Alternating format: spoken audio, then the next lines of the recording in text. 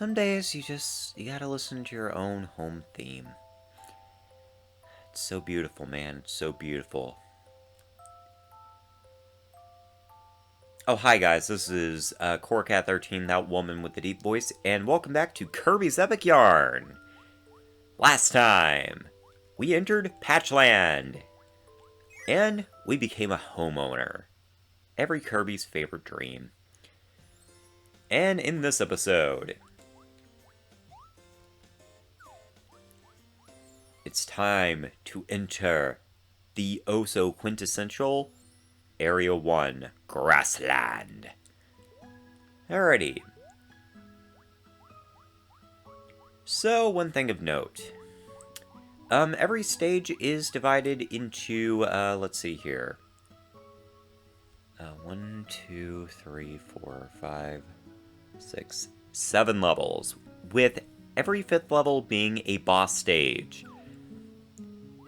It's pretty neat, pretty standard Kirby fare. And of course, just like what we did back there in Patchland, or, yeah, that area over there, whatever it's called.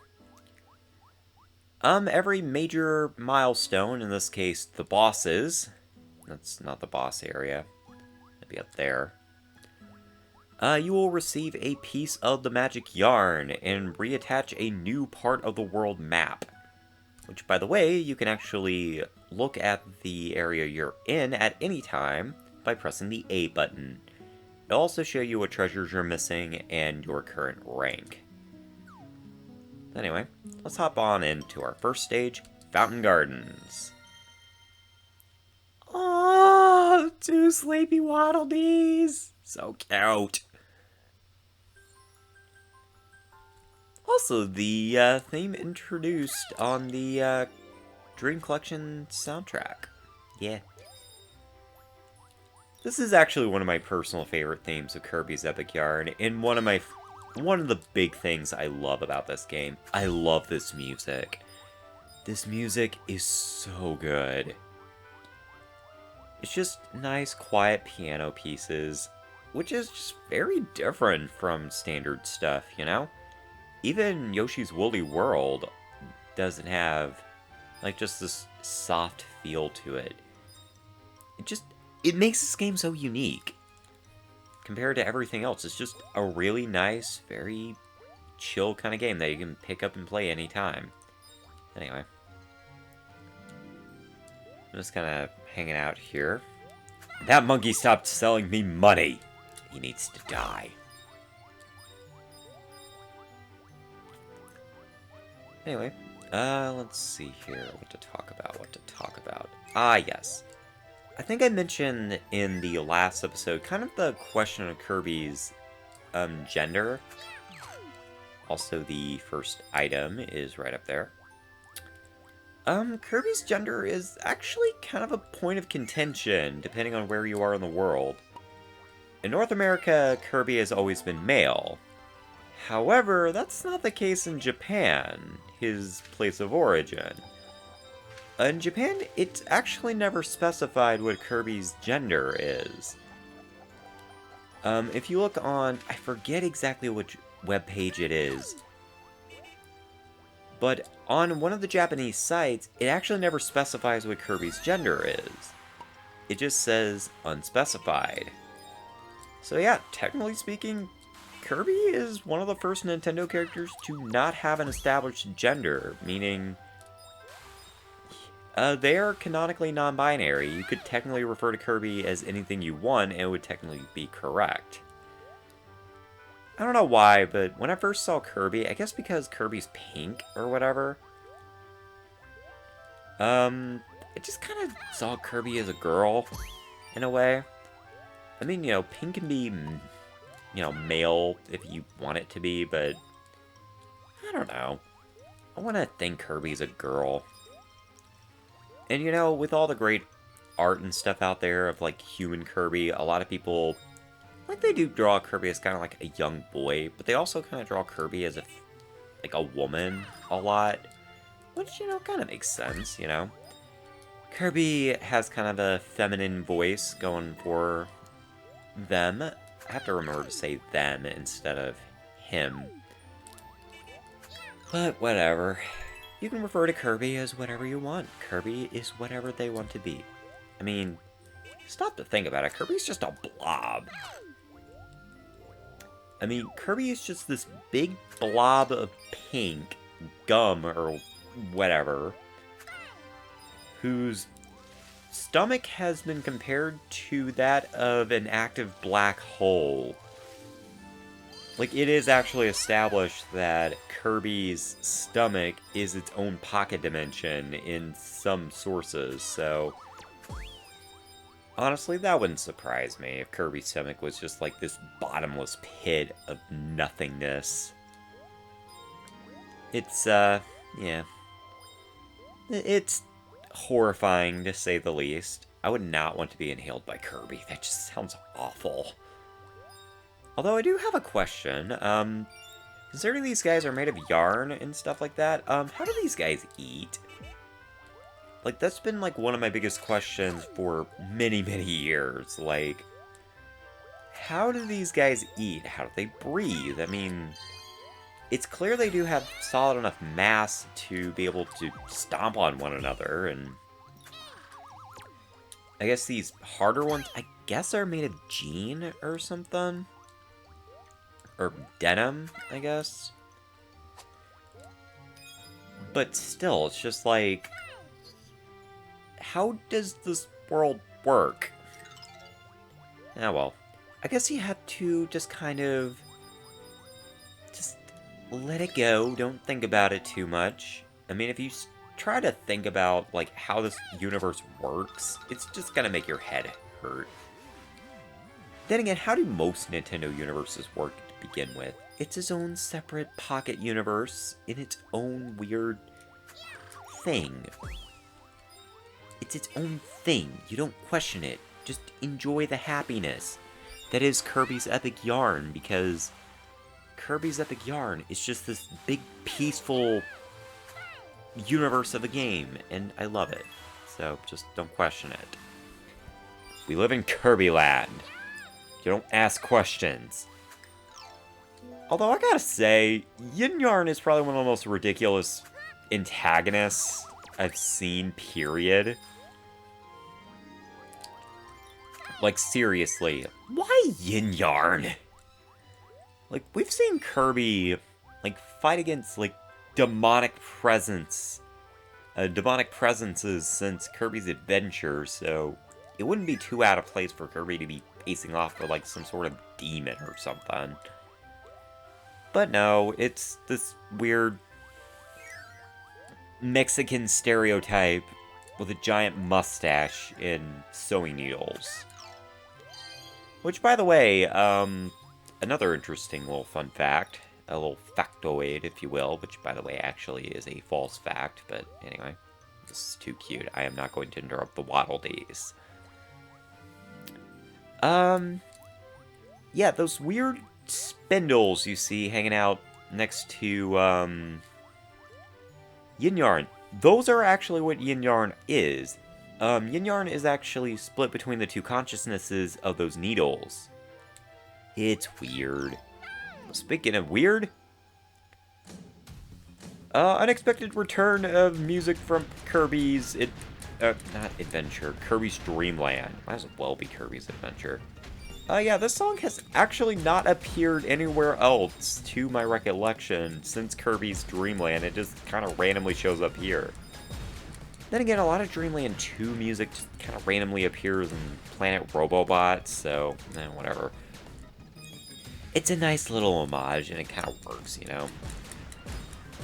I mean, you are, like, this giant death machine, which, yeah, it's adorable, but when you stop to think about it, Kirby is literally massacring a bunch of innocent creatures, which, you know, fair enough, I guess. I mean, Kirby is, you know, a mass murdering machine, so I guess it's not really all that shocking that Kirby is just killing everything, but still.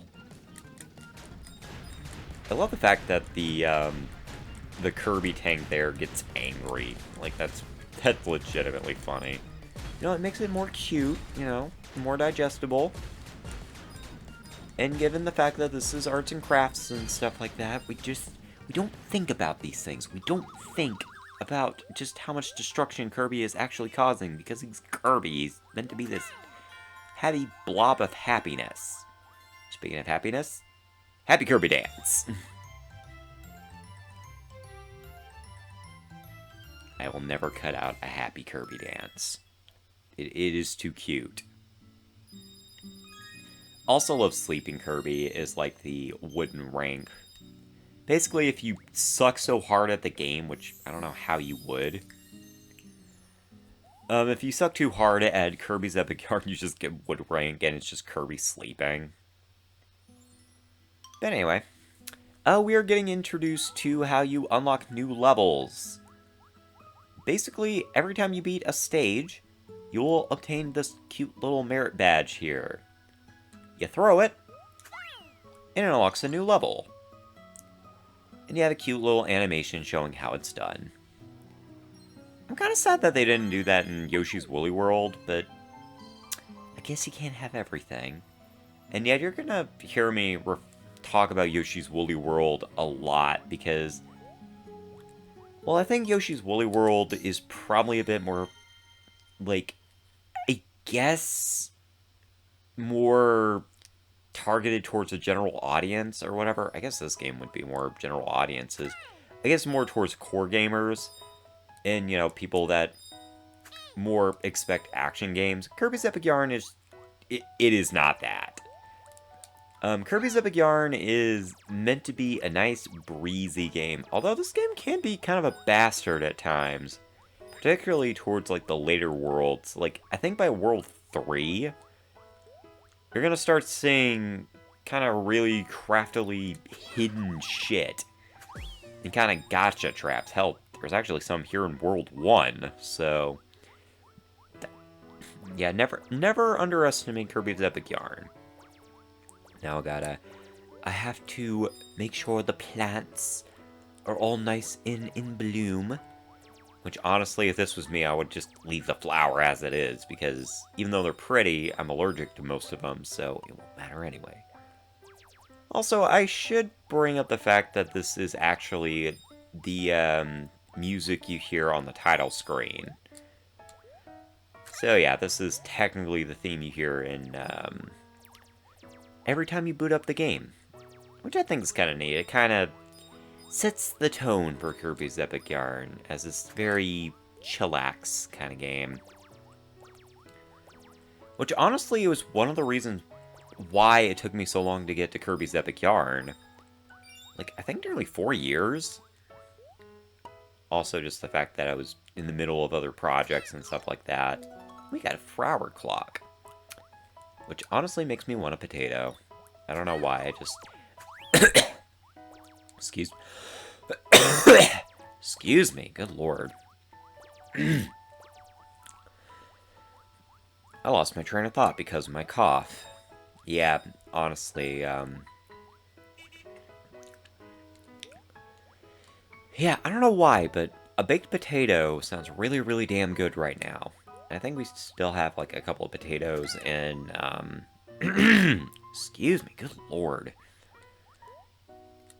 I think we have a couple of potatoes just kind of hanging out in the pantry, so I might go and grab a potato here after this recording session. I don't know. But yeah, you know, baked potatoes and stuff, they're nice and warm and such. Very, very in tune with the laid-back nature of Kirby's Epic Yarn. Honestly, I can see Kirby enjoying a nice baked potato. I mean, Kirby kind of looks like one, so... Anyway, this is cute. Hold on. I don't know if you heard that, but...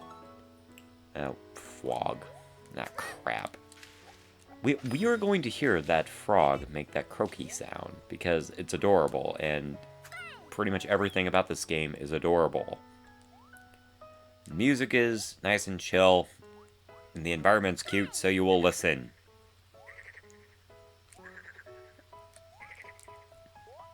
I guess to a certain mindset, that could be seen as kind of creepy, but I think it's kind of cool. It's very chill.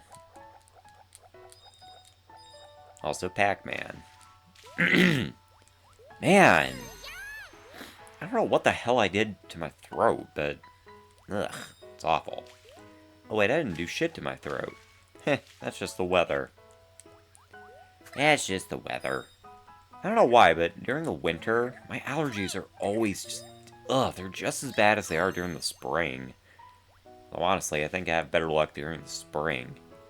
The only season I don't actively have allergies is fall, and that's honestly the reason why it's my favorite season. It's just because, you know, things are falling back into a sense of normalcy, you know? Although, oddly enough, during the winter, I noticed that the winter is when I tend to, like, do my Let's Plays and stuff. Like, I do the most recording during the winter, and quite honestly, I don't know why.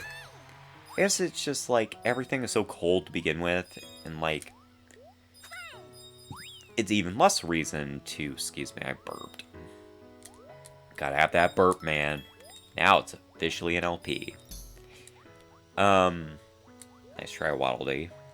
I will let you live because you're a Waddle Dee. I mean, not like I go outside to begin with, but winter is just like...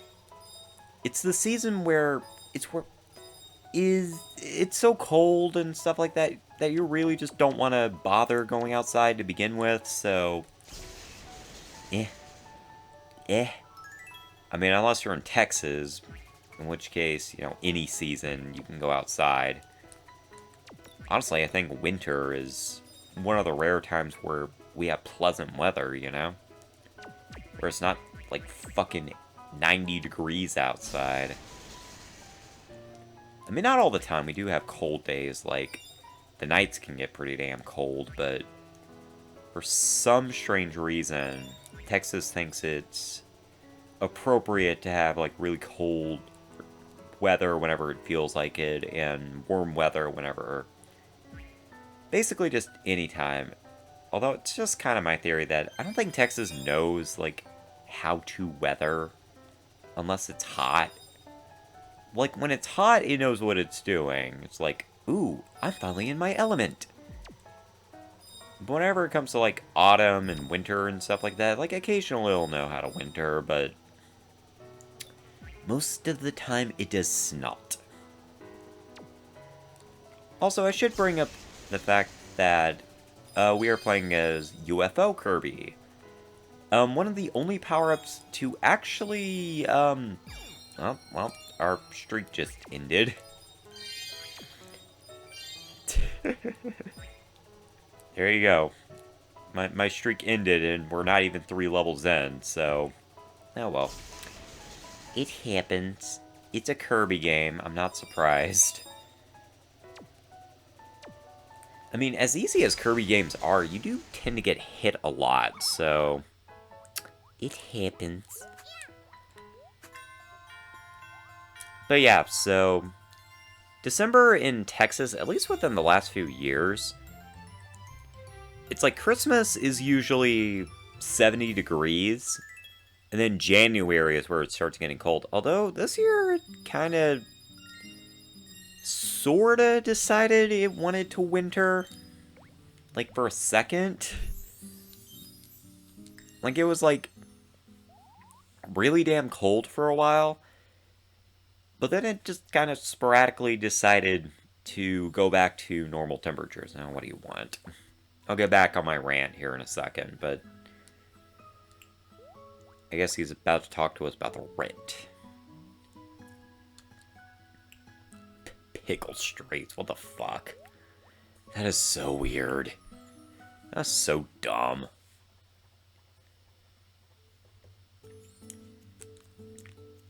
Ah, I see. You're letting Kirby live here for free. But I have to build everybody else's apartment. I see how it is. I see how it is.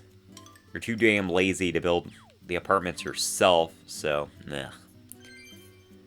Although, I will say this, there is actually a purpose to building these apartments, as you will see here in a second. Wonderful job, O Lord Kirby. Now we must find someone who loves the flowers. Oh, hello. Why do you look like a sperm? I have thought he looked like a sperm from day one, so you can't blame me. Hey, you got any rooms? Whoa, flowers everywhere. I love this. Well, I guess you can say he wants to fertilize. Alrighty. So we are getting introduced to another thing that sets Kirby apart, but also, or Kirby's Epic Yarn apart, although it's kind of sorta a staple of Kirby games. Mini games. Yeah, you remember those wallpapers you saw and they're kind of bare? This is how you get them. You do these little quick mini games and stuff, and we are actually about to run out of time, but whatevs. Don't really care. Find the sperm! Alrighty, so this one is basically a fun little game of hide and seek. It's not too hard right now, but some of the later ones get kinda annoying, I should say. It's also a good opportunity to earn more beads. So, there's that. Now let's hover on over here. Oh, I see you over there. I see you. Not being clever. Whee! This game's just fun. I like this game. This game is so happy. Half the time I don't want to talk because I want to listen to the music. One of those rare games where I might actually turn up the volume on my TV and just rock out. Or, I guess in this case, chill out would be the more accurate statement. Because, you don't rock out to Kirby's Epic Yarn. You just kind of... You chillax. It's one of those kind of games. And now happy music. But we don't get a happy Kirby dance. I feel chipped. Not a great time, but we get Waddle Dees, so it's always good. So happy. Okay, that made up for it. They did a happy Kirby dance. Well, kinda. Man, everything's hitting Kirby in the head. But then again, Kirby is just mostly a head. Oh, what do you want? Ah, damn it. Oh, so this is my freaking fee. I have to do everything around here. I get to live here pretty much free of charge, but not free of charge. I have to basically be a maintenance worker. I see how it is.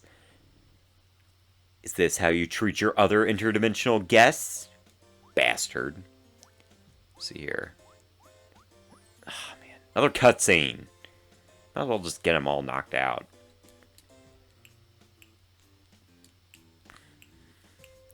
Yep. He has brothers, and they're all ethnic stereotypes. I'm pretty sure this guy is like some sort of, like, Dutch stereotype. I'm not real sure. Anyway, this is the other way you're going to be earning fabrics throughout the game. They'll buy them off this guy, so... Anyway, let's see here. I like this one a lot. Kind of neat. Brown felt. I don't know. Yep, I like this one. This one has a very grassy feel to it.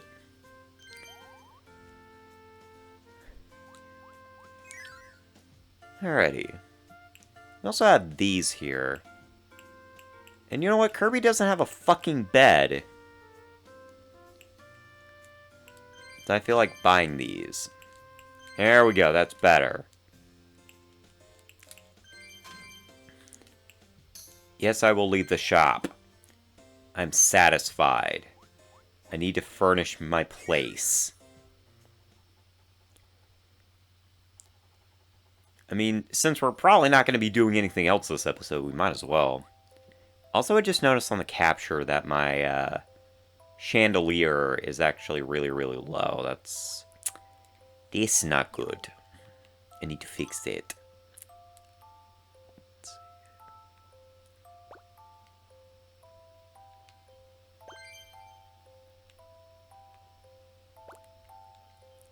Oh, it won't let me do it any higher. Well, shit. Let's see here. Wallpaper. Yes. Yes, it's much better. Other. Alright, so to the floor.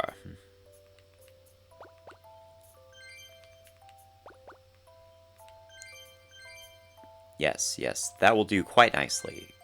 Yeah, I'm liking this already. Let's see here. Furniture. I think Kirby deserves a fucking bed. I mean... Let's see here. I guess we could probably put the bed right there. Throw the throne out. Let's see here. Throw the chair away. Do that right there.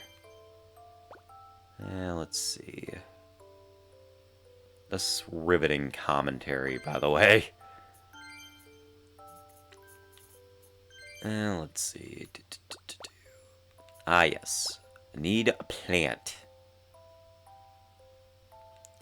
Must match freaking World 1's theme. There we go. Yeah, this liven things up real nice. Gotta have plants, man. Gotta liven this place up. I guess I can probably move the chair, like, right there. That way everything's more symmetrical. Now something feels missing.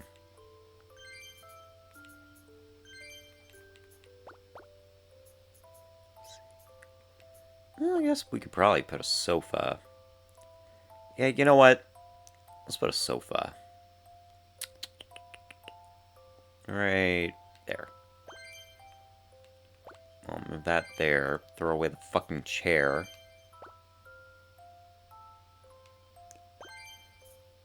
And there we go. I think this place looks nice. Yeah. This right here, my friends. This is how you build a home. And, we are 46 minutes into this recording. So that tells me we are roughly 20-something minutes in. So I'm going to end the video off here. So next time on Kirby's Epic Yarn, we head back into Grassland. See you then.